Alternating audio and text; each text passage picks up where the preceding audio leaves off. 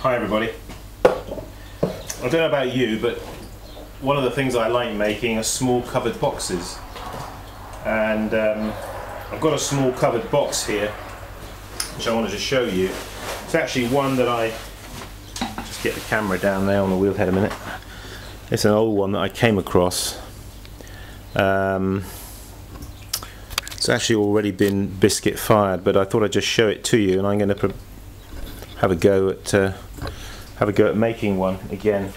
This is, as I say, this is an old one that I found knocking around. There it is. Simple covered box with a lid, a base, simple feet, and a simple handle across the top. So it's going to get down on the wheel head, and let's try and bring this in for a bit more of that close-up action, because I know you like that. See what's going on then. And I'll probably do this in a couple of clips.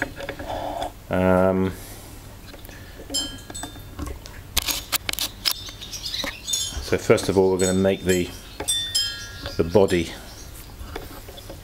of this covered box. So put that to one side, and I've got over here some clay.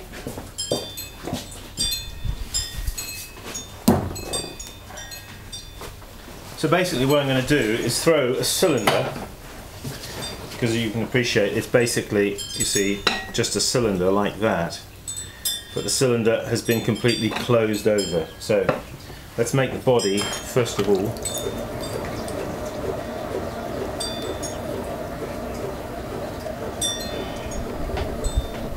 It seems that summer has arrived here in Spain, where it seems to be every day is like 90 plus.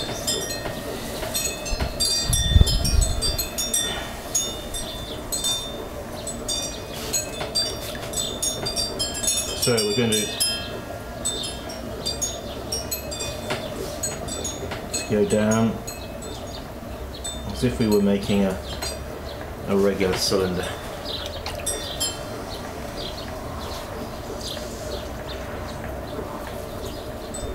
And you can make these as tall as you want, and you get a sort of long box, a long covered box. So lifting up the clay.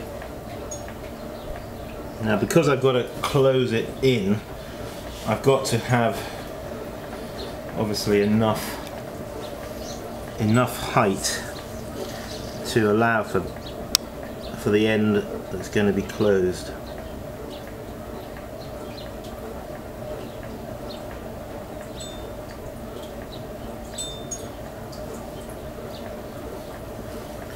This is my raku clay body, because I shall probably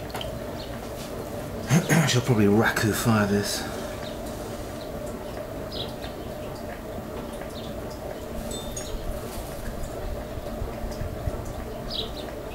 So I'm just trying to get a nice straight cylinder.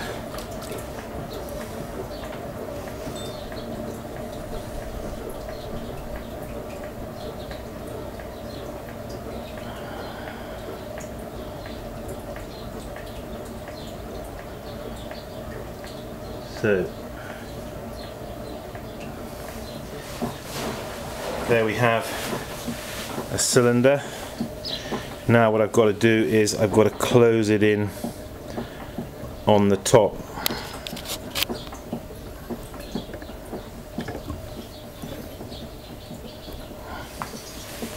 So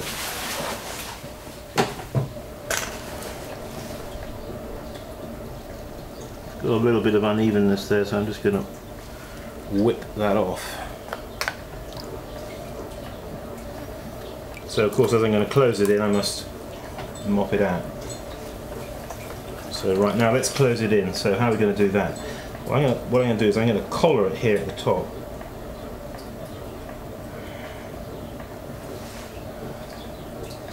like that.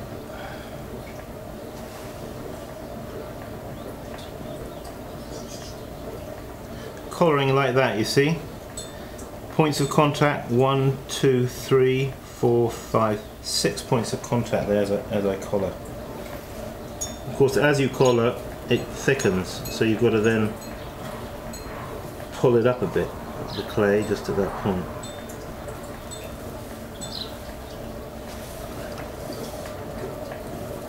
Collaring again now.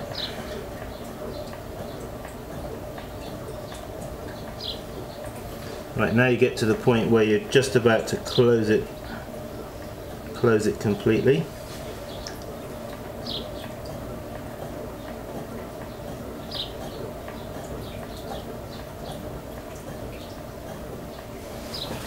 There we are. That's now closed, but it's not quite nice and straight as we want it. We want to make it fairly nice and straight. This is where you need your rib or your throwing stick. So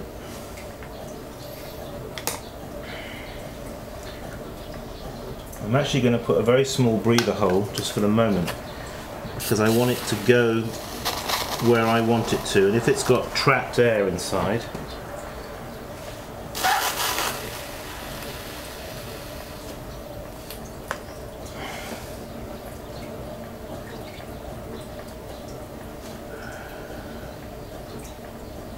and I'm going to use my stick here, my throwing stick, across the top.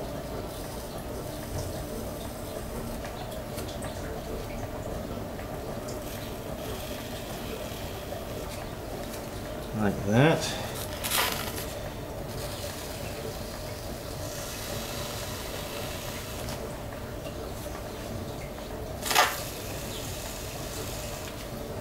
This, of course, is going to be cut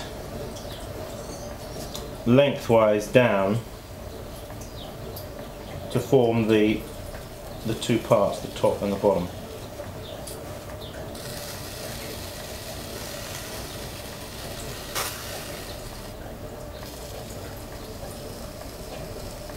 Just trying to get that so I've got a bit of a corner there. I think what I'm going to do is I'm going to leather it as well, just there on the corner.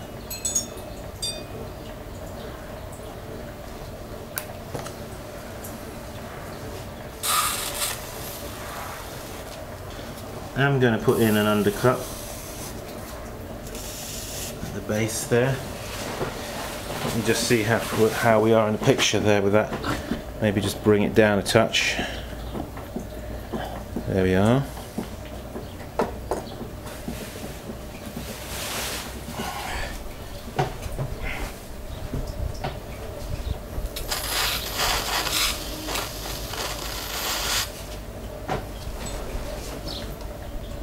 Yeah, okay, well that's pretty good, I think.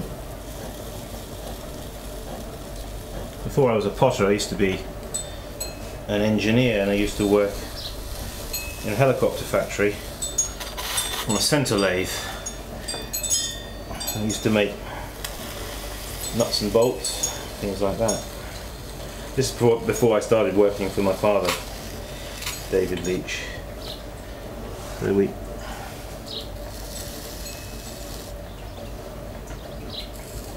used to do things like this on the lathe.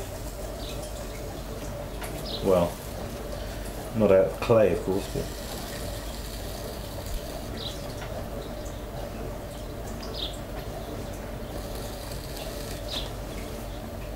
but okay, I'm not going to fuss with that anymore. I don't like fussing around too much. Alright, there it is. That is the body, okay? So, let's cut that off, and I'll have to continue this clip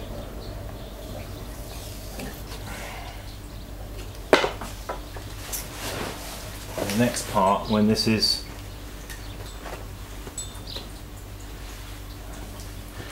stiffened up a bit. There it is.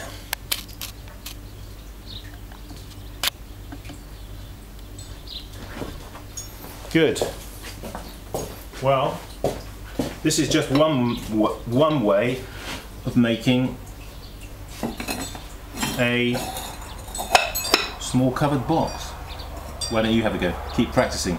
See you around.